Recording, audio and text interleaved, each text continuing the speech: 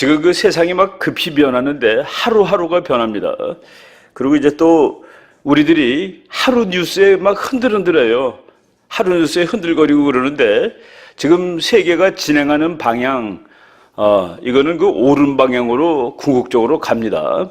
그래서 이제 너무 이렇게 우리가 마음에 들지 않는다고 좌절할 필요도 없고 또 조금 좋아졌다고 흥분할 필요도 사실은 없습니다. 오늘 저는 뭐 이쪽 편 저쪽 편이 아니라 진리, 어떤 것이 제일 현상을 정확히 설명하느냐, 그 학자라는 것은 현상을 정확히 설명하는 그것이 자기의 학문의 목표입니다.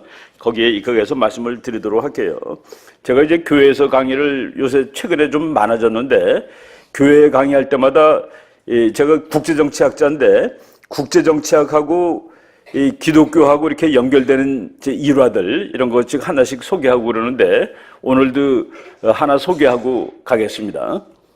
여러분, 그 미국이라는 나라가 세계에서 제일 기독교적인 나라인데 우리나라도 기독교 신자가 5천만 중에서 1200만이라고 하니까 대단한 나라입니다. 그런데 미국은 3억 2천만 중에 교회 다니십니까? 그러면은 물론 1년에 교회 한 번 가는 사람도 있는데 2억 6천만이 다닌다고 얘기합니다. 그러니까 3억 2천분의 2억 6천만이면 대단한 나라죠. 그리고 그 중에서 그 에반젤리칼이라고 이제 미국 사람들은 쓰는데 복음주의자라고 얘기하죠. 그런 사람들은 한 1억 정도로 칩니다. 1억 정도. 그런 사람들은 성경에 있는 말은 점 하나도 틀리는 것이 없다라고 믿는 사람들입니다. 그래서 세계에서 우리가 지금 사는 시대가 말세다, 이제 세상은 끝난다라고 하는 말세냐라고 이렇게 여론조사라면은 미국이 항상 1등이 나옵니다. 한 40~50%가 그렇다라고 대답을 합니다. 유럽 사람들, 영국, 프랑스는 한 5% 미만입니다. 미국 사람들한테 왜 당신이 사는 이 시대가 말세라고 대답을 했느냐? 그러면 성경에 그렇게 써 있지 않습니까? 라고 거꾸로 반응을 합니다. 그리고 미국이라는 나라는 이 국가 자체가 하나님의 사명을 가지고 있는 나라라고 생각을 합니다. 그래서 미국은 미션이라는 말을 무지하게 많이 써요.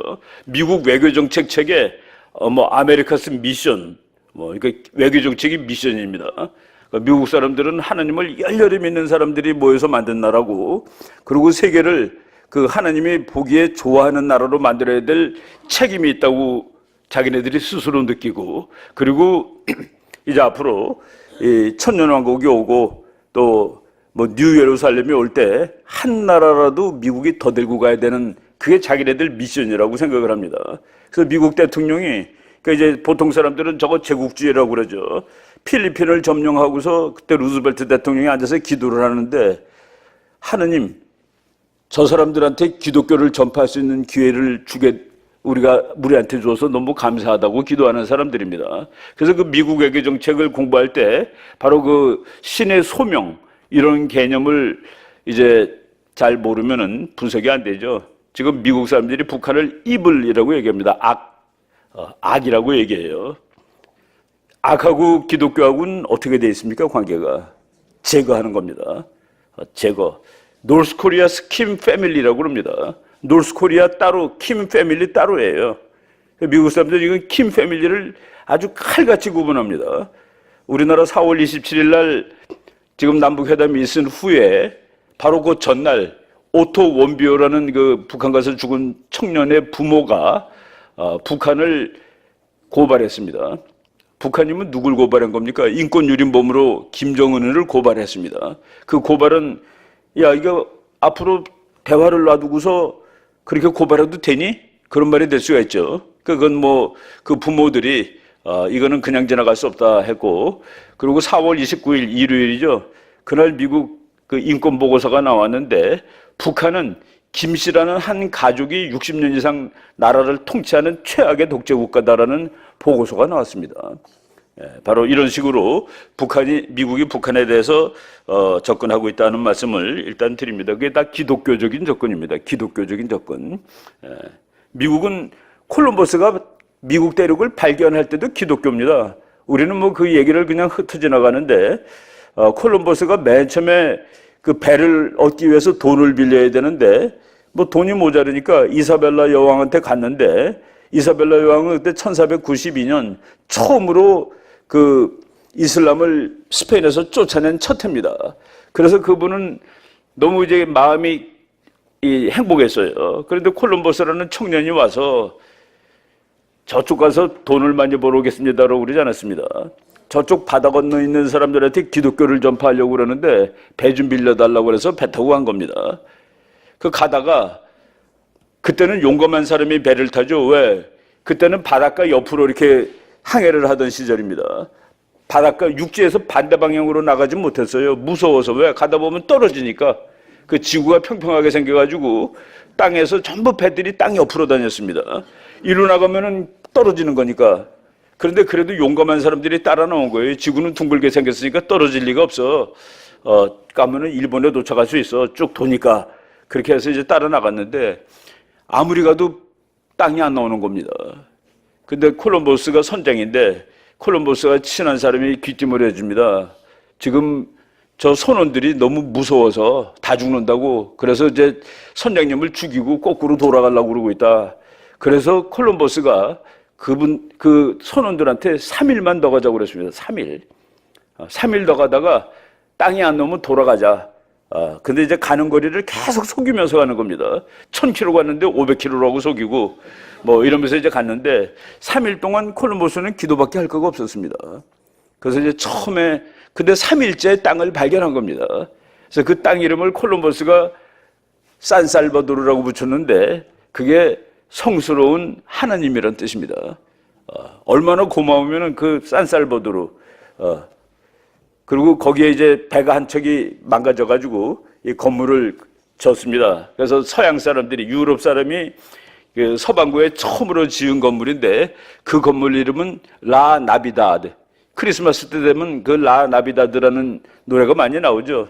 더 크리스마스라는 뜻입니다. 미국이라는 나라의 오리진이 그렇다라고 말씀을 드리고 지금 미국하고 북한하고 한반 붙는데 저는 오늘 그 이승만 박정희 이분들이 우리나라에서는 미국하고 제일 친했던 사람인데 미국이 제일 힘들어했던 사람들입니다. 그래서 제가 어떤 출판사에서 책을 한 권 써달라고 그래가지고 제목을 주더라고요. 미국에 당당했던 한국의 대통령들. 제일 당당했던 사람이 이 두 사람인데 이 두 사람이 또 제일 미국하고 친했던 사람입니다. 얻어낼 걸 다 얻어냈는데 이분들이 참 우리나라 역사에서 아주 왜곡되고 있고 없었으면은 없었어야 되는 사람으로 돼 있는데 이 사람들이 있어서 오늘날 대한민국이 있다 하는 것을 오늘 뭐 우리가 정치학적으로 역사학적으로 이렇게 말씀드려 보도록 하겠습니다. 그 말씀드리기 전에 우리나라는 참 세계적으로 아주 이 힘든 곳에 있는 나라입니다. 우리나라가 작은데 옆에 큰 나라가 많아요. 중국은 인구가 세계에서 제일 많고 러시아는 땅덩어리가 제일 넓고 일본은 뭐 다 종합국력 세계 3등쯤 되는 나라입니다. 그런데 저는 우리나라는 사강에 둘러싸여서 힘든 나라다라고 말하면 그거는 틀립니다. 왜? 우리나라는 미국 편이니까. 어떤 사람이 그래요. 미국하고 중국하고 싸우면 우리는 어느 편에 서야 되겠냐? 미국 편입니다. 왜냐하면 법적으로 미국 편하겠다고 약속을 했기 때문에요. 미국하고 동맹국이거든요. 동맹은 전쟁 나면 함께 싸우는 나라입니다. 동맹이 없어야지 우리가 고민을 합니다. 우리가 어느 편에 서야 될까? 근데 미국하고 동맹이면 당연히 미국 편에 서야죠.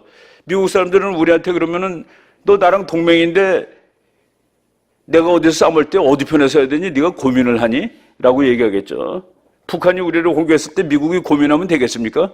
우리를 도와줘야지. 바로 그런 의미에서 한국과 미국은 동맹으로 연계된 나라이기 때문에 우리나라는 사강에 둘러싸여서 힘들다. 미국에게는 둘러싸인 나라가 아니다라고 말씀드리겠습니다. 이거는 법적으로 아닌 거로 돼 있으니까 우리가 정말 어느 날 그래도 중국이 커질 것 같아. 우리가 미국만 붙들고 있다가는 안 될 것 같아. 라고 정말로 범민을 함께 되면은 미국하고 동맹을 먼저 끊어야지 우리가 둘 중에서 선택할 권리가 생기는 겁니다. 바로 그래서 아무튼 우리나라는 이렇게 어려운데 북한이 그동안 매일 뭐라고 그랬는지 아십니까? 한국, 내가 너랑 싸우면 이겨. 얘만 빼면은. 미국만 빼면은 너랑 싸우면 이겨. 그래서 북한의 지난 60년 동안 대외 정책은 미군 철수입니다. 한미동맹 폐기. 그런데 미군이 가지도 않고 한미동맹도 폐기가 안 됐어요. 그래서 북한이 핵을 만든 겁니다. 그런데 미국까지 가는 핵을 만들어야지 의미가 있는데 그건 무슨 뜻이냐면은 미국까지 가는 핵폭탄을 만들어 놓으면은 북한이 미국한테 이렇게 협박할 수 있습니다. 내가 대한민국을 다 점령해야 되는데 미국 제발 좀 도와주지 마시오. 당신이 도와주면은 내가 지겠지 아무래도. 그렇지만 나는 그냥은 못 지고 로스앤젤레스 정도는 핵폭탄으로 없애버릴 거예요. 그러니까 그걸 각오하고 남한을 도와줄 거예요. 서울을 살리려고 인천을 살리려고 로스앤젤레스를 포기한다? 그거 바보 아니에요? 그래서 북한 핵폭탄이 미국에 도달하는 날 미국은 한국을 도와주기가 너무나도 어렵게 되는 것이죠. 바로 그것이 이제 되느냐 마느냐 상황에서 이 일이 터지고 있는 것입니다. 북한은 미국까지 가야 되고 미국은 절대 그건 안 되고 그것이 지금 이제 마지막으로 그 영어로 말하면 파이널 쇼다운을 하고 있는 중이다라고 말씀을 드리겠습니다.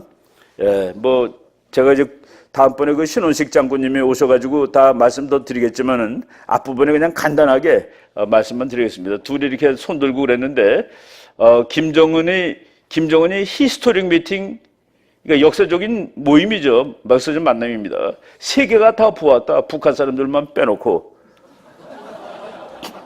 미국에서 나온 기자입니다.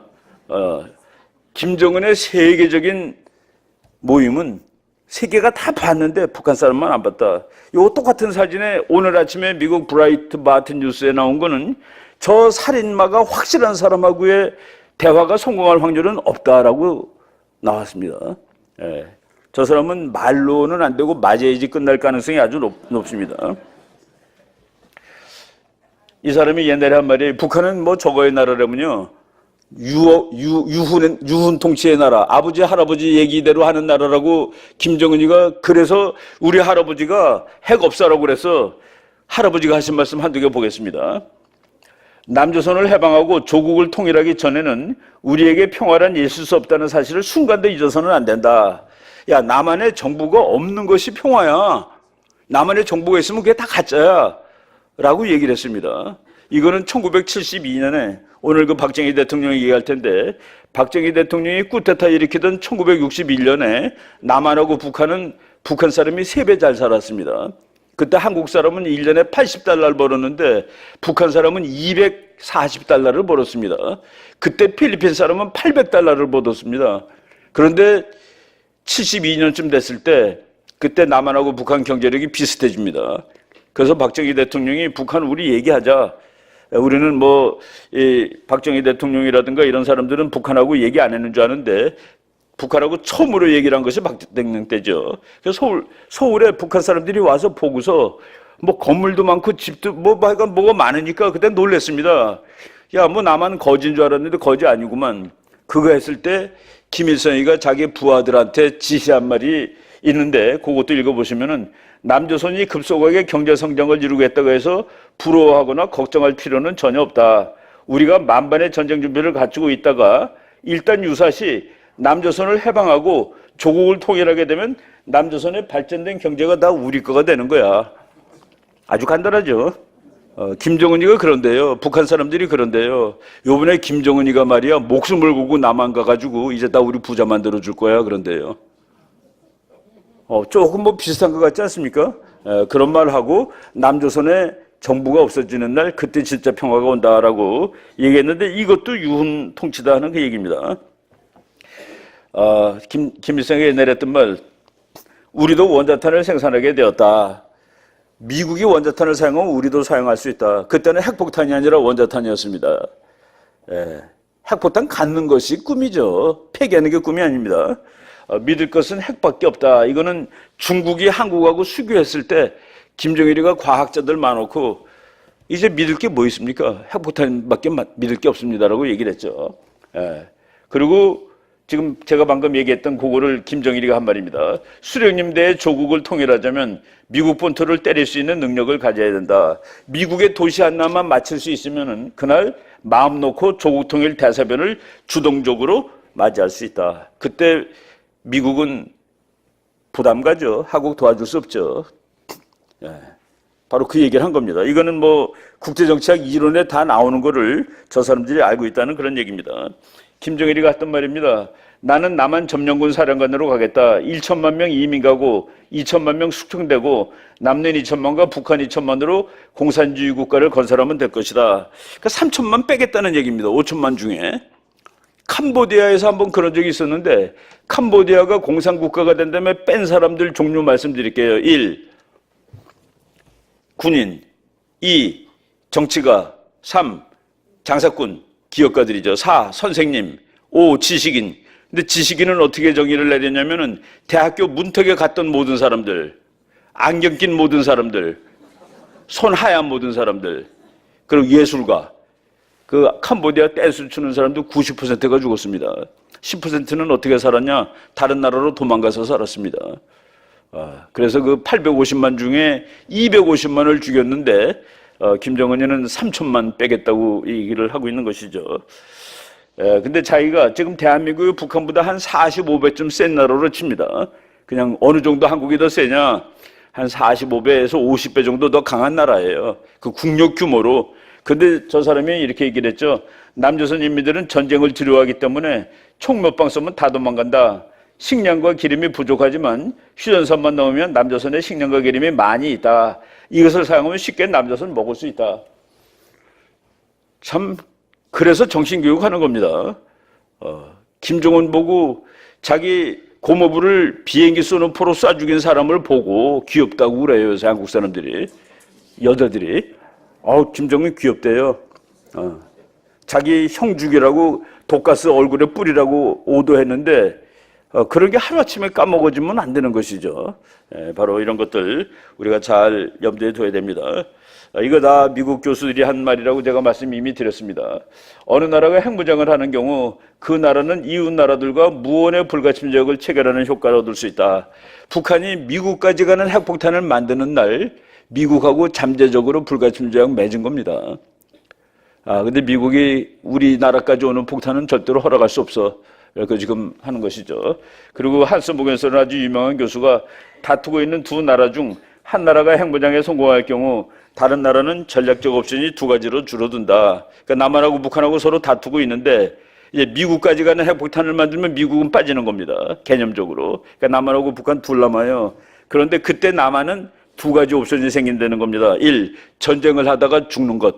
2. 미리 항복하는 것. 그래서 북한은 미국까지 가는 핵폭탄을 만드는 날 한국은 항복할 수밖에 없을 거야. 즉 평화통일을 이룰 수 있지 라고 생각하고 만드는 것입니다. 그래서 밥을 굶어가며 만드는 거예요. 저게 얼마나 이 이론에 맞고 그냥 그냥 아무 생각 없이 막 만드는 것이 아닙니다.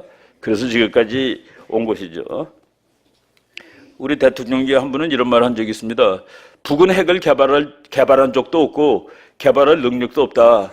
그래서 우리의 대북 지원금이 핵 개발로 악용된다는 얘기는 터무니없는 유언비어다. 북한이 핵을 개발했다거나 개발하고 있다는 거짓 유언비어를 퍼뜨리지 마라. 이거는 틀린 거로 밝혀졌죠. 북한은 핵을 만들고 있었고 우리가 보낸 돈 상당 부분이 어떤 사람은 그래요. 내가 너한테 책 사라고 돈 줬지 술 먹으라고 돈 줬냐? 부모님이 아이한테 술 먹으라고 돈 주지 않죠. 책 사라고 돈 주죠. 그거를 맥주 먹습니다. 책 안 사고. 저는 뭐 그런 것이 있지 않겠냐라고 보죠. 이 사람이 지금 미국 대통령 제일 옆에 앉아 있는 사람인데 중국이 북한의 정권 교체에 동의하도록 중국을 설득해서 북한을 무너뜨리고 한국이 통일하게 하라. 그런데 그게 여의치 못하면 폭격하는 법밖에 방법이 없다라고 얘기를 하고 있습니다. 이거 잘 보십시오. 아주 그 상황이 이런 상황으로 갑니다. 그리고 우리나라 사람들 요새 그래요. 북한하고 한국하고 다 할 수 있다. 다 못합니다. 솔직히 말해서. 왜 못하는 줄 아세요? 우리가 분단했습니까? 한반도? 우리가 분단했어요? 아니죠. 우리가 통일을 꿈꾸지 않아서 통일이 안 됩니까? 통일 아무리 꿈꿔도 안 됩니다. 국제 구조가 맞아떨어지지 않는 한 안 됩니다. 우리나라가 거의 통일한 적이 한 번 있었어요. 한국군 육사단이 압록강에 도달해가지고 수통으로 물을 퍼서 이제 곧 통일입니다 하고 이승만 대통령한테 그 물을 보냈습니다. 그때 모택동에는 잠도 안 자고 빙빙빙빙 돌다가 야 가자 하고서 130만을 한국에 보냅니다. 130만이 와가지고 중국 자료로 하면 19만이 죽었더라고요. 미국 자료로는 40만이 죽었습니다. 부상은 중국 자료로도 40만, 미국 자료로도 40만, 뭐 어쨌든 60만 명, 중국권에도 60만 명의 젊은이의 피로서 북한이 남한한테 흡수되는 것을 막았다는 그 얘기입니다. 왜? 내 입술이나 마찬가지야. 중국은 자기 입술이라고 그랬습니다. 그래서 가서 몇십만 죽은 것도 할 수 없어. 입술이 떨어지면 이가 시려서 살 수 없게 돼. 우리나라 지금 사람들이 얘기하는데 지금 대한민국 그래도 괜찮은 나라예요. 세계에서 12등짜리 나라입니다. 종합국력. 세계 200나라가 넘는데 12등이면은 A 플러스입니다. 제가 쭉 가르쳤던 이화여대는 학생이 35%까지 A를 주라고 합니다. 50명 들으면 내가 곱하기 0.35 해가지고 등수대로 A를 줍니다. 최대로 많이 주려고. 우리나라 212나라 중에서 12등이니까 진짜 221나라 중에서 12등이니까 정말로 A 플러스 자기 힘으로 맞는 나라입니다. 근데 우리가 A 플러스적인 삶을 못 사는 것은 북한 때문입니다. 그래서 통일해야 되는데 이 통일이 참 죽어도 안 되는데 우리가 통일 염원이라고 그러면서 60년 동안 남북한이 통일하자고 전부 다 그 노래는 남한이나 북한이나 다 합니다. 우리에서 오는 통일 그거 모르는 국민 대한민국에 한 사람도 없어요. 북한에도 한 사람도 없고. 근데 왜 통일 안 되느냐? 한 나라 찍으려면 중국 때문에 안 되는 겁니다. 중국. 두 번째 나라 찍으려면 일본입니다. 두 나라 때문에 안 됩니다. 두 나라 때문에 안 되는데 그중에서 중국이 차지하는 비율을 내가 90%라고 말하겠습니다. 일본이 차지하는 비율 10%. 그런데 중국과 일본이 한반도 통일을 반대하는 것은 국제정치학적으로 정답입니다. 국제정치학 책에 보면은 이웃에 힘센 나라가 생기는 일은 막아야 한다고 되어 있습니다. 한반도 통일되면 이거 다이너마이트입니다. 거의. 그래서 통일을 막아야 돼요. 옆에 큰 나라 생기는 거 싫습니다. 두 번째는 지정학입니다. 지정학. 정치, 그 지정학이 어떤 데는 더 중요할 수도 있는데 중국 사람들은 통일된 한반도는 나의 뒤통수에 붙어 있는 나라, 뒤통수에 붙어 있는 망치처럼 생겼다.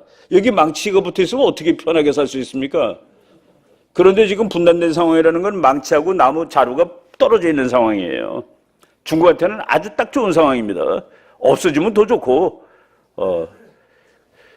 일본도 우리나라 상황을 통일되는 거 별로 싫어합니다. 지금 뭐 남한을 일본이 마음대로 못하죠. 솔직히 중국은 북한을 자기 마음대로 못합니다. 근데 얘가 통일하라고? 안 돼. 일본은 한국을 제대로 못하는데 얘가 통일하라고? 안 됩니다. 각각 지편이 통일하는 것도 다 반대예요. 반대편이 반대하는 거 물론 통일하는 거 물론 반대지만은 일본에는 아예 논문 제목이 한반도 흉기론이라는 논문이 있습니다.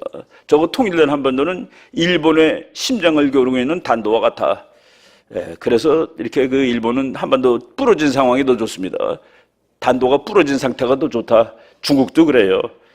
그래서 우리가 세계 2등, 3등짜리 나라를 꺾고서 통일할 수 없습니다. 우리 힘으로. 근데 우리가 통일을 이야기하는 것은 미국이 저거 통일시키면은 나한테 좋을 것 같은데라고 생각한다는 그 얘기입니다. 미국은 천사라서 그렇게 생각하는 것은 아니에요. 지금 일본이 뭐라고 그랬습니까? 일본의 심장을 찌르는 칼이라고 그랬죠. 중국은 자기 뒤통수에 붙어있는 망치라고 그랬죠. 미국은 통일된 거를 자기가 들고 있겠다라고 생각하는 겁니다.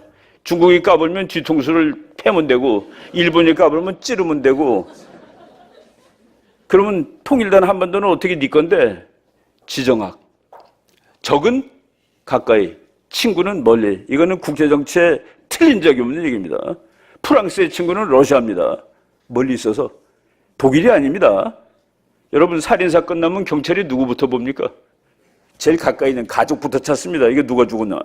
바로 국제정치도 그래요. 그래서 우리가 미국 하는 겁니다. 미국이 천사라서가 아니라 미국의 세계 전략에는 한반도가 통일되는 것이 좋다로 되어 있습니다. 우리 독일에 계시는 박성주 교수가 이렇게 얘기를 했죠. 누가 나에게 독일 통일을 이뤄낸 요인이 무엇이냐고 묻는다면 세 가지를 요약하겠다. 미국이 도와줘서, 소득이 돈이 많아서, 소득이 단결해서. 돈 많고 단결한 것은 그거는 저겁니다. 그거는 충분 조건이에요. 미국이 도와주는 건 필요 조건입니다. 돈 많고 힘세도 통일 안 되잖아요. 우리가 지금. 그때 독일 사람들은, 독일 수상들은 정말 자가용 비행기 타고 미국을 자기 집처럼 드나들었습니다. 제발 통일 좀 시켜주세요. 그때 영국의 대처 수상이 미국하고 그렇게 좋은 사람이 미국이 저 왜 저러지? 독일 통일시켜주면 저거 어떡하라고 설득했는데 미국이 통일을 시켜야 되겠다고 생각을 하고 있었습니다. 고바초프를 대처가 만나가지고 이거 군사력으로라도 막아야 되는 거 아닙니까? 라고 얘기한 적까지 있습니다. 고바초프는 내가 지금 힘이 어디 있습니까? 하고 미국은 나중에 그들을 설득했죠. 내가 통일시키더라도 여러분 걱정하지 마시오. 내가 통일된 독일에 미군이 주둔하고 독일이 나쁘지 못하도록 위에서 내려 누를 거요. 그 셰퍼들을 미국이 목을 조르고 있겠어 라고 얘기해가지고 프랑스라는 푸들을 떨지 않게 만들었다는 그 얘기입니다. 바로 이게 국제 문제예요. 독일도. 그래서 이 교수가 국제정치학이 뭐 이런 말을 하면 안 되는데 가장 중요한 것은 미국이다. 우리나라도 똑같다. 특히 미국의 도움 없으면 한반도 통일은 절대 불가능하다. 절대라고 말을 썼습니다. 저도 그렇게 생각합니다. 미국마저도 뭐 너네 통일되는 거 별로 신경 안 써. 그러면 안 된다고 봅니다. 우리가 뭐 중국하고 일본 힘을 그 둘이 힘을 합쳐서 반대를 하는 건데 견해가 갈리면 또 뭐 이렇게 뭐 남의 힘을 활용할 수도 있지만은 그것이 아닌 상황이다라고 말씀을 드립니다. 지금 미국이 중국을 둘러싸고 있죠. 미국의 대전령은 중국 둘러싸기입니다. 왜? 얘가 미워서가 아니에요. 제가 2등이라서 그러는 겁니다. 1등은 2등하고 싸우죠. 5등하고 싸우지 않습니다. 이 시대의 2등이 중국이 된 거예요. 옛날에 소련이 2등일 때 미국이 몇십 년 동안 소련만 못 살게 굴었죠. 일본이 2등 될 것 같다고 일본을 뭐 무참하게 뭐 일본 경제를 박살내놓은 것은 미국입니다. 유럽이 또 좋으니까 유럽도 망가뜨려 놓고 왜? 1등이 너무 좋으니까 어느 나라도 1등 되면 그 1등을 유지하는 겁니다. 근데 지금 중국이 2등이에요. 얘가 또 1등 하고 싶어요. 이 세상에 어떤 2등이 1등 하기 싫습니까? 그래서 1등하고 2등은 다투게 돼 있는 겁니다. 그래서 미국이 지금 더 세니까 이걸 다 둘러막고 있죠. 포른 게 다 미국 편인 나라들입니다. 뭐 탄자 들어가는 나라, 뭐 다 포란색 다 칠해놨습니다. 미국이 마지막으로 포란색 칠하고 싶은 나라가 어디겠습니까? 북한이죠. 요거마저 파란색 칠해놓으면 중국 포위 작전이 완료되는 겁니다. 남한도 파란색, 북한도 파란색이니까 구조적으로 통일이죠. 근데 북한은 그때 주인이 나야 라고 얘기하는 겁니다. 꼭 니라는 보장이 어디 있어? 둘 다 파란데 어차피. 나도 변하면 파래질 수 있어. 정말 노골적으로 말씀드리겠습니다. 우리나라는 남한이 통일할까 북한이 통일할까? 통일한 다음에 미국 편이 확실한 정권이 통일합니다. 북한은 그게 나야라고 미국한테 계속 얘기하고 있죠. 직접 가서 한 거, 책에 나온 거 한마만 예를 들겠습니다. 2007년에 북한의 외무부 차관격인 김계관이라는 사람이 미국 가서 우리가 중국을 견제하는 역할을 해줄 수 있다고 미국한테 얘기했습니다. 미국 다 알죠. 나도 다 알고 있어. 네가 원하는 거가 뭔지도 다 알고 있어. 북한에 호지명이 있다면 북한이 통일할 수도 있습니다. 베트남 보세요. 공산주의로 통일했죠. 근데 미국이 호지명이를 괜찮은 사람이라고 본 겁니다. 호지명이 꿈이 뭔지 아세요? 베트남을 미국 같은 나라로 만드는 것이었습니다. 그런데 프랑스가 가서 독립을 방해하니까 할 수 없이 중국, 소련 편은 힘을 빌린 거예요. 그러니까 미국은 저거 공산주의자 아니야 해가지고 막으러 갔던 겁니다. 한참 싸우다 보니까 저 사람이 공산주의자이기 이전에 민족주의자구만. 그리고 월남 사람이 이거 못 쓰겠어. 어느 날 다 관두고 나와서 줬더니만은 지편되잖아요. 지금 미국이 가장 좋아하는 준동맹국이 베트남이죠. 북한이 미국한테 그러겠죠. 베트남 보쇼. 북베트남 공산주의자들이 통일했는데 통일하자마자 당신 내 편 되는 거 못 봤어? 여기는 왜 안 돼?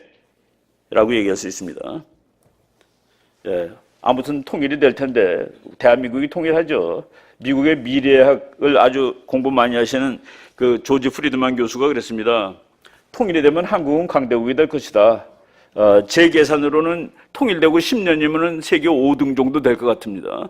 경제력, 군사력, 인구, 통일되자마자 인구는 독일 인구, 통일되자마자 군사력은 프랑스 군사력, 땅 넓이는 영국인데 경제력은 통일되는 날도 12등입니다. 북한 거 합쳐봤자 등수가 1등도 안 오더라고요. 그런데 북한은 맨 땅이기 때문에 경제 성장률이 무지하게 빠를 수 있습니다. 북한 때문에 우리도 덩달아 경제 성장을 빨리 할 수 있어요. 어떤 학자가 북한은 17, 한국은 10이라고 쓴 거가 있는데 그래서 내가 그거 가지고 그냥 캘큘레이터로 계산해 봤습니다. 9년째 되는 때 영국 경제랑 같아집니다. 세계 5등. 그럼 경제력 5등, 군사력 프랑스, 인구 독일, 그리고 미국하고 동맹 그대로 유지될 거고. 왜? 중국이 있으니까 미국이 안 가겠죠. 그러면은 세계 5등이죠, 그게 바로. 중국하고 일본을 무서워하지 않아도 되는 그런 나라 옵니다. 그런데 이분은 그 통일이 되면 힘이 센 한국이 있을 텐데 자기가 제일 궁금한 거는 만주가 어떻게 될지래요. 만주. 아니, 한국이 통일되는데 만주가 왜 궁금해요? 그게 국제정치의 원칙입니다. 힘센 나라가 있으면 힘이 불어나는 거예요. 그럼 어디로 나갈까요? 만주로 나가죠. 그럼 만주로 나가면 중국하고 거기서 부딪히죠. 그래서 중국이 그걸 미리 다 연구해 놓은 것이죠. 야, 만주 건드리지 마. 그건 원래 우리 거야. 고구려 니네 나라 아니야. 원래 우리 거야. 그게 공부 다 완성해 놓은 거가 동북공정이죠. 윤동주 시인이 중국의 애국 시인으로 나오더라고요. 우리나라 한반도계는 만주를 아예 날려버린 겁니다. 만주 날려버린 거예요. 한반도계는 만주가 없습니다. 나라, 영토, 국경 이거는 시장크 변하는 겁니다. 1815년부터 1965년까지 150년 안 되죠? 150년 동안 영토가 770회 변했습니다. 힘센 나라는 불어나는 거예요. 힘 약한 나라는 쪼그라드는 거고, 우리는 너무 국제정치에 대해서 국제정치의 ABC를 잘 모르고 지내고 있습니다. 국제법으로 다 되고 그러는 줄 알아요. 그거 되면 군대가 왜 필요하겠습니까? 법으로 다 되는데. 안 되니까 다 군대도 있고 그런 것이죠. 이분이 2040년에 만주가 한국 땅이 될 거라고 예측을 했는데, 만주가 한국 땅이다. 이거 만주가 고구려 땅 되는데 이거하고 중국 동북 삼성하고 연결됩니다. 그대로 비슷해요. 덮치면 같습니다. 중국은 저거 절대로 뺏기면 안 된다고 생각하겠죠. 한국은 근데 저거는 어떻게 되느냐? 힘이 놀리죠. 힘이 놀립니다. 그런데 미국 학자들이 그냥 이렇게 될 것이다라고 예측을 하는데 이렇게 되어야 한다라는 뜻도 있습니다. 즉 통일되는 한반도는 일본하고 싸우지 말고 중국 쪽하고 티격태격해 라는 그런 뜻이 하나 있고, 그리고 너가 힘이 어느 정도 세지면은 미국의 노고가 대단히 덜어질 것 같아. 나는 일본, 중국은 좀 그런데 너는 딱 믿을만해. 마음에 들고. 그런데 한반도로 좁다라고 우리가 얘기하고 만주 좀 얻어가야 되겠다 그러면 미국 힘 빌려서 얻을 수도 있는 겁니다. 좀 떼어줘야 되는 거 아니겠어라는 의미가 요만큼 포함되어 있다고 저는 봅니다. 그런 날을 우리가 2040년 되면 뭐 우리 다 살아있을 수 있을 것 같아요. 저 사람이 그랬습니다. 2040년에 내가 95세인데 서울 가서 볼 거야. 내 예측에 맞았다고. 95세 그러니까 어떤 사람들이 조금 뭐 그때 2040년에는 평균 수명 120세니까 95세면 아주 멀었습니다. 그러니까 저 사람이 가서 보겠다고 얘기하는 것이죠. 통일의 방정식, 우리 공과대학 교수님 앞에서 제가 이렇게 얘기하면 웃기지만은 통일의 방정식 되게 어렵습니다. 소독 더하기 동독은 통일 독일인데 그것은 소독입니다. 남베트남 더하기 북베트남은 통일 베트남인데 그것은 북베트남입니다. 그게 통일입니다. 남한 더하기 북한은 통일 한국인데 그것은 남한이거나 북한입니다. 그래서 통일된 이 나라의 이름은 대한민국 아니면 조선민주주의 인민공화국입니다. 둘 중에 하나예요. 비벼지지 않는다는 그 얘기입니다. 근데 우리나라 대부분 사람들은 비벼진다라고 알고 있습니다. 그래서 수도도 옮겨야 되고, 수도 평양 아니면 서울로 확정된 겁니다. 애국가, 국가는 우리나라 애국가 아니면 북한 국가예요. 통일된 나라의 국가는. 그거 뭐 별로 어렵지 않습니다. 소독은 헌법에 하나가 있었죠. 통일되면은 수도를 베를린으로 옮긴다. 지금 있는 건 임시수도다. 그래서 베를린으로 간 것뿐이지 그 외에는 전부 소독국 그대로 씁니다. 변한 게 없어요. 베트남 가보세요. 전부 빨간 깃발에다가 노란 별 있는 깃발 쓰죠. 전부 다. 통일이 되면은 서울은, 북한이 통일하면 서울은 김일성 씨가 될 것이 확실합니다. 우리가 통일하면 평양은 그냥 평양시일 거예요. 우리나라가 이승만 씨로 묻히는 나라는 아닐 테니까. 통일된 후에 100년 후에 와보니까 야, 이거 내가 살던 데가 김일성 씨가 돼버렸네 라는 일이 일어나지 않아야 되겠습니다. 이제 본론인데 서론이 좀 길었죠. 대한민국은 역경을 헤쳐나온 나라이며, 대한민국 1945년의 나라도 아닙니다. 1945년에 여러분 여자 평균 수명이 얼마인 줄 아십니까? 47세예요. 1945년에 대한민국 여자, 남자보다 오래 사는 47세. 그리고 뭐 한글 해독률 뭐 이런 건 다 엉망이죠. 그런데 이 나라를 그때 만들어 가지고 역경을 헤쳐왔습니다. 지금 60년 1948년서부터 지금까지 이제 뭐 70년 돼 가는데, 하여간 그동안의 분단, 전쟁, 한미동맹, 경제발전 이 네 가지를 다 해가지고 이 건국과 부국에 건국을 한 사람이 했고 부국을 한 사람이 그 기초를 쌓았습니다. 저 두 사람이 합쳐서 30년 이 나라를 통치를 했는데 그 30년 통치한 거 가지고 여기까지 그냥 버티고 있다라고 봐도 과언이 아닐 정도입니다. 이승만 대통령이 나라 만든 얘기를 먼저 해야 되는데, 여러분 우리나라 공문서 1호가 뭔지 아세요? 대한민국이 생긴 다음에 첫 번째, 그러니까 Official Document No. 1 기도문입니다. 기도문이에요. 그래서 대한민국을 5월 10일 날 이제 선거해가지고 국회 만든 다음에, 그래서 국회를 처음 열었습니다. 개헌국회. 이승만 대통령이 대한민국 독립민주국 제1차 회의를 여기서 열게 된 것을 우리가 하느님께 감사해야 할 것입니다. 그러고서 하느님께 감사해야 되니까 기도를 하고 이 나라를 시작합시다 해가지고, 그러므로 하느님께 기도드리지 않을 수 없습니다. 동의하십니까? 그랬더니 예 그렇습니다 하고 나박수쳤습니다. 그래서 우리가 다 성심으로 일어서서 하나님께 감사를 드릴 터인데, 이윤영 의원이 목사였던 국회의원입니다. 나오셔서 간단한 말씀으로 기도를 올려주시기 바랍니다. 그래서 이윤영 목사가 나와서 이제 개회하는 첫날 그 기도문이 대한민국 공문서 1호다 하는 그 얘기입니다. 이렇게 만든 나라죠. 그래서 그 역사의 첫걸음을 걷는 오늘 우리의 환희와 우리의 감격에 넘치는 이 민족적 기쁨을 다 하나님에게 영광과 감사를 올리나이다. 이 모든 말씀을 주 예수 그리스도 이름 받들어 기도하나이다. 아멘. 이게 우리나라 공문서 1호의 마지막 문장입니다. 기도문으로 나라를 시작했다라고 합니다. 이승만 대통령이 참 대단한 분인데, 얼마나 이승만 대통령을 미국이 참 피곤해했냐면은 그것을 제거하기 위해서 군사 작전을 한 적이 있습니다. 그 작전명이 에버레디예요. 에버레디 작전으로 이승만을 쫓아버려야 되겠다 했는데, 그거를 개시하려고 그러다가 계획을 다 세웠다가 이 사람의 대안을 못 찾았습니다. 대안을 못 찾았어요. 그래서 제거를 못하고 그냥 끝까지 갔죠. 제가 이제 텍사스 대학에서 전쟁 가지고 정치학 박사를 받았습니다. 한국 와서 한 10년 좀 지난 다음에 공부를 조금 더 해보고 싶은 생각이 들어가지고 오하이오 대학의 역사학과로 박사과정을 다시 입학을 했습니다. 그래가지고 오하이오 대학 역사학과 가서 전쟁사를 전공하고 공부를 하는데, 제가 그 박사 코스를 다 마쳤습니다. 2년 만에. 그러고서 이제 한국으로 오려고 그러는데 우리 교수가 논문 제목을 딱 주더니 이거로 한국 가서 논문 하나 써서 보내라는 거예요. 그래서 내가 나는 박사 이미 정치학 박사 있는데 역사학 박사 또 받아도 되고 안 받아도 돼서 보니까 제목이 이승만과 미국군이에요, 제목이.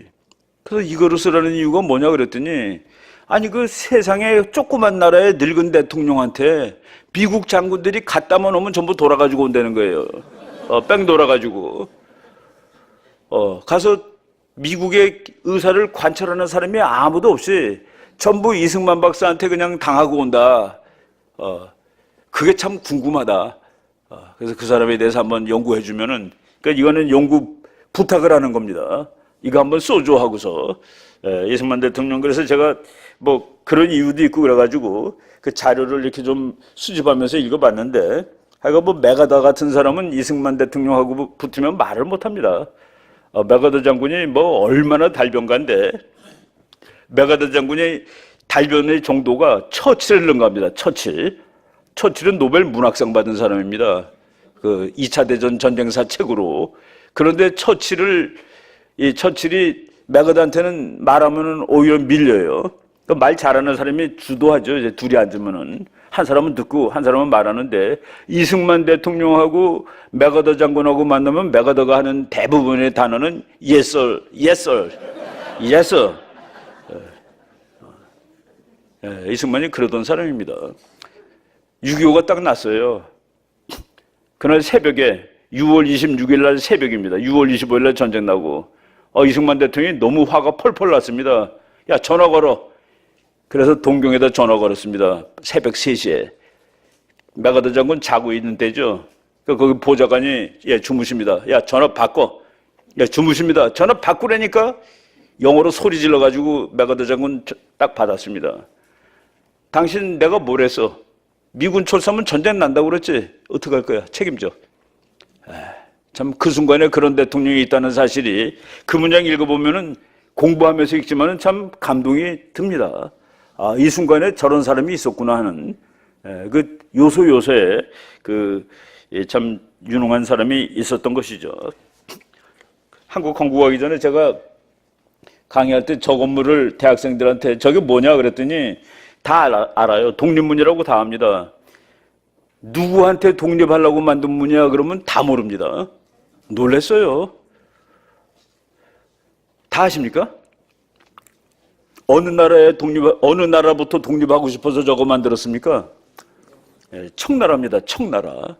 일본이라고 대답하는 학생들이 제일 많고 미국이라고 대답하는 애들도 좀 있어요. 이화여대도 그런데 서울대학에서도 제가 놀랐습니다. 제가 북한 정치론이라는 과목을 가르칠 때 그냥 재미 삼아서 야, 이거 독립문인데 누구로부터 독립하려고 그랬죠? 그랬더니 한 여학생이 모기 같은 소리로 혹시 청나라 아니에요? 그러길래 무슨 과요? 그랬더니 역사과더라고요.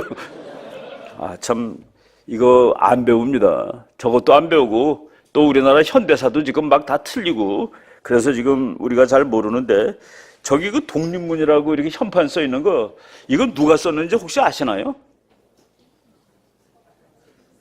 독립문이라고 누가 썼는지? 이완용이 썼습니다. 이완용이 썼대요. 이완용이가 우리나라 친일파의 왕초죠. 제가 이완용이를 열심히 공부하는 사람한테 책을 다 읽었어서 그냥 얘기를 듣는데 듣고 또 놀란 게 하나 있습니다. 이완용이가 일본말을 전혀 못해가지고 이등박문하고 만나가지고 뭐로 대화하는 줄 아세요? 영어로. 영어를 그때 했단 말이야, 그 사람이. 대한민국 최고의 지식인이었고 독립협회 회원이었습니다. 그런데 오늘 만약 대한민국이 멸망하면 누구 책임인가요? 한 사람 이름 들면은. 대통령 책임이죠? 근데 왜 우리나라는 일본한테 나라 뺏긴 거를 저 사람 책임이라고 하는지 너무나도 궁금해요. 왜 국무총리 책임입니까? 대통령 책임이 아니고. 국무총리가 대통령을 가로지르고 한 모양이죠? 전제군주 시대 때 어떻게 그렇게 할 수 있어요? 고종은 왜 책임에서 면해졌어요? 오히려 고종은 훌륭한 왕이라고 그런다면요, 요새. 그쪽 훌륭한 왕으로 만드는 연구가 진행된다면요. 나라를 잃은 사람인데.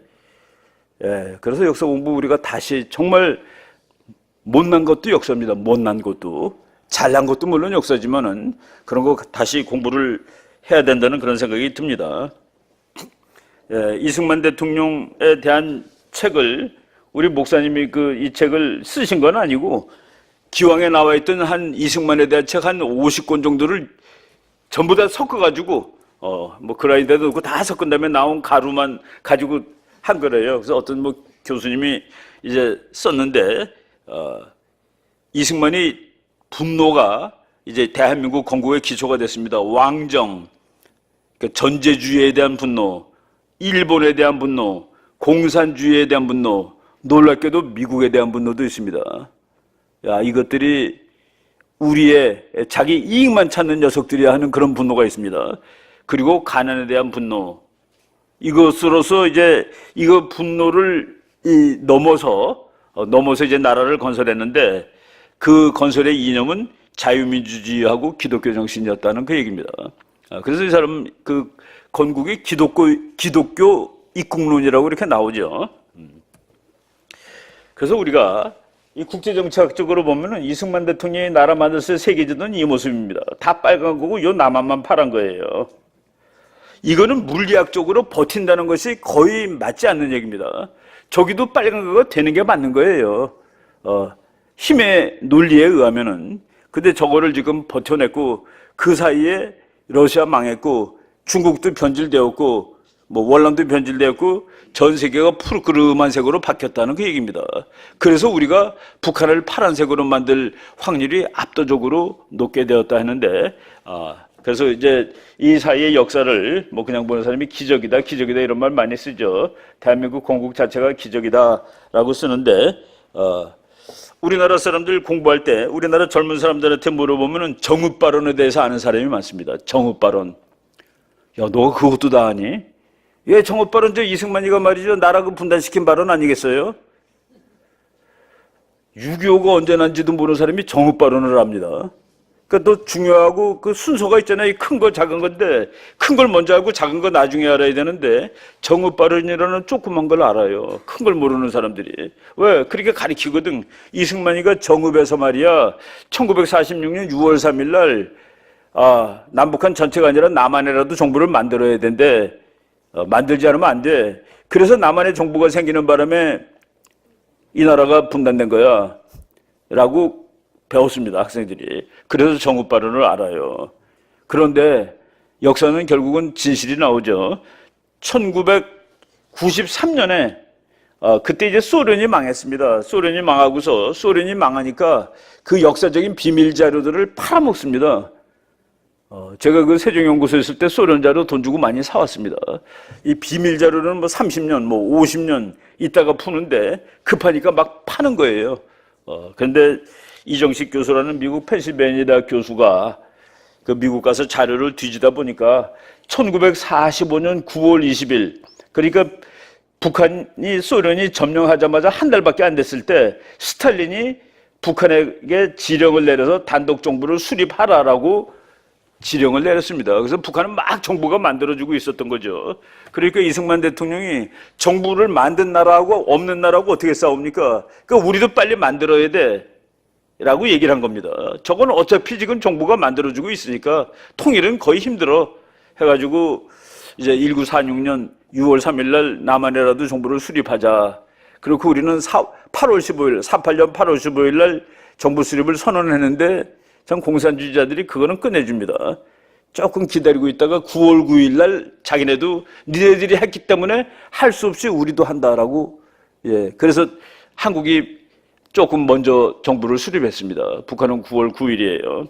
여러분 공산주의자들의 협상전법에 아주 재미있는 거 하나 가르쳐 드릴게요. 2 더하기 2는 6이야 라고 먼저 주장합니다. 2 더하기 2가 6이라고? 그게 말이 되냐? 아니야, 6 맞아. 그래서 그냥 줄기차게 6이라고 그러다가 이제 이쪽이 지쳐서 막 땀나고 정신없습니다. 야, 그럼 5로 해, 5. 그러면 이쪽에서 그렇게 하자라고 한 적이 한두 번이 아닙니다. 그게 이제 역사에 나오는 얘기예요. 2 더하기 2는 미국의 그 북한하고 회담을 몇 년 동안 했던 그 미국의 해군 대장이 쓴 책입니다. 공산주의자들은 어떻게 협상하는가라는 책에 일단 2 더하기 2를 6이라고 주장하고 저쪽에 그냥 혼을 빼놓은 다음에 5로 타협을 본다. 바로 그건데 이것도 그래서 북한이 정부를 우리보다 훨씬 먼저 만들고 군사력은 우리가 훨씬 더 빨리 만들었죠. 2월 8일 날 아예 군사력을 건설했습니다. 48년.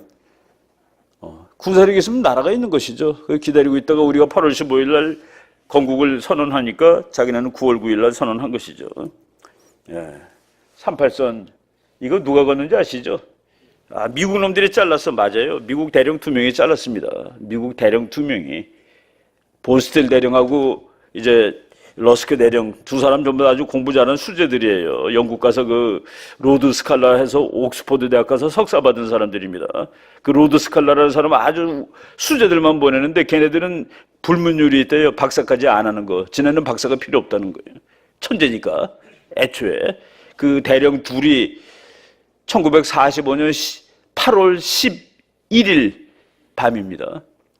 그때 미국이 일본하고 다 싸웠는데 소련 보고 너도 좀 와서 같이 싸워달라고 계속 졸랐습니다. 근데 소련은 야, 우리는 지금 시체 묻기도 힘들어. 독일은 끝났지만은 우리는 지금 정리해야 돼. 그리고 안 오는데 미국이 8월 9일 날 핵폭탄을 한 방 떨겨뜨렸죠. 그러니까 소련은 미국, 중국, 일본이 멸망한다는 걸 알고 있었는데 8월 6일 날 한 방 떨겨뜨리고 8월 9일 날 두 발째 떨어지는 아침 9시에 떨어졌는데 새벽 0시에 소련이 선전포고를 합니다. 근데 미국은 만주에 있는 일본군이 대단한 줄 알고 이제 소련군들이 그걸 좀 맡아줬으면 해가지고 계속 소련 보고 싸움 좀 해달라고 그러는데 그냥 막 밀고 오는 거죠. 파죽지세. 그래갖고 8월 13일 날 소련군이 한반도에 들어옵니다. 여기 들어와요. 그러니까 8월 그 무렵에 미국이 야 이거 이러다가는 한반도 소련이 다 먹겠네. 갑자기 불안해지는 거예요. 그래서 그 머리 좋은 대령 두 명한테 이거 어떻게 좀 니네가 알아서 뭐 좀 해봐 그랬더니 그 사람들이 백지도 보고서 한참 이거 어떡하냐 소련군들은 벌써 와 있고 우리는 제가 본 게 오키나와에 미군이 있는데 이거 그냥 있으면 소련군이 이거 다 먹을 텐데 그래서 38선을 큰 겁니다. 그 38선이라는 선 발견하고 대령들이 이렇게 했어요. 야 이거 끝내주는 선이 있어. 이거 그건 말이야 한반도 딱 중간쯤 되는데 야 우리는 무슨 나라냐 우리 해군 아니야. 인천하고 부산이 이 안에 들어가. 더 좋은 거는 서울도 그 안에 들어가. 38선까지 소련 보고 오라고 그자. 그래서 그걸 써갖고 왔더니 그때 별 하나가 야 우리가 다 써왔는데 이거 일본 건데 우리가 뺏어야지 중국 소련한테 반을 주면 어떡하냐. 40으로 거봐 40. 40은 이렇게 돼 있는 선입니다. 그랬더니만 그 러스크 대령이 아마 소련이 40 그러면 받아들이지 않을 겁니다. 정말 솔직히 소련이 뭐라 그러면 36으로 양보할 수도 있습니다. 36이면 요거만 우리 거 될 뻔했어요. 그런데 38을 소련이 받아들인 겁니다. 그날. 그래서 미국이 자른 건 확실한데 정말 역사를 보면 반이라도 건진 겁니다. 미국이. 그래서 소련은 그 러스크 그 사람은 대령이었었는데 그때 45년에는 이제 케네디 대통령 때 외무장관이 됐습니다. 그리고 우리나라에 한번 그 세미나 하러 왔는데 내가 들었습니다. 자기는 그날 솔직히 소련이 받아들여서 놀랬다라고 얘기하더라고요. 안 받아들일 줄 알았는데 소련은 왜 받아들였느냐. 일본 본토의 일부를 자기가 점령하고 싶어서. 근데 미국이 또 그거는 또 거부했습니다. 그래서 결국은 우리가 희생자인데 또 희생자가 우리가 된 거예요. 저거는 뭐 우리가 어쩔 수 없는 운명이었습니다. 트루만 대통령이 이제 1949년에 야 한국 조사해봐라 그랬더니 여기까지 하고 쉽게 해요. 한국이 얼마나 중요한지 조사해봐 그랬더니 다 계산해 보니까 16나라 미국이 도와줘야 될 16나라 중에서 13번째로 중요한 나라입니다. 야 그럼 뭐 가자야 빼자. 그래서 다 뺐습니다. 그때 이승만 대통령이 빼면 안 된다고 난리치고 그랬죠. 미국은 언제 빼는 줄 알아요? 자기 계산해 보니까 별로 중요하지 않으면 뺍니다. 요새 뭐 미국 가느냐 마느냐 그러는데 북한 때문에 미국이 이긴 것은 아니에요. 미국은 여기 왜 왔느냐? 소련의 팽창을 막기 위해서 왔습니다. 북한이 남한 먹는 것을 막기 위해서 온 거는 아니에요. 근데 소련의 팽창을 막다 보니까 북한이 남한 먹는 것을 막는 거가 된 것이죠. 그래서 먼저는 소련을 막으려고 왔습니다. 지금 아직 안 가고 있는 이유는 가려고 보니까 중국이 너무 커졌어요. 그래서 안 가는 거예요. 북한이 남한 먹을까 봐 안 가는 게 아닙니다. 지구상에 중국 없고 일본 없으면 북한이 남한 먹어도 미국은 아무렇지 않습니다. 근데 옆에 있는 것들이 다 따져보니까 그러면 안 돼요. 그래서 안 가는 것이지. 언제 갈 거냐고요, 미군이? 보니까 중국이 별 볼 일 없어요. 그러면 갑니다. 중국이 한국 다 가져도 우리랑 아예 상대가 안 돼 그러면 갑니다. 미국 교수들이 아예 노골적으로 씁니다. 미오셰이모 교수가 재작년에 포리노프에서 이렇게 썼죠. 독일에 있는 미군은 빼라. 소련이 러시아가 독일 먹을 만큼 힘이 세지 못하고 독일이 유럽을 장악할 만큼 세지 못하니까 이제 우리가 가도 돼. 아시아에서는 조금 더 기다려보자. 중국이 크는 걸 좀 보자. 저거 쓰러지면 가도 되고. 저거 미국한테 덤빌 만큼 세지지 않으면은 그럼 뭐 한국한테 너 핵무장하든지 알아서 네가 지켜. 그리고 자기는 가면 되죠. 그렇습니다. 6.25가 나는 날 그 얘기는 이제 또 조금 더 복잡하니까 여기서 그러면 일단 10분을 쉬고 그리고 다음 시간으로 넘어가겠습니다.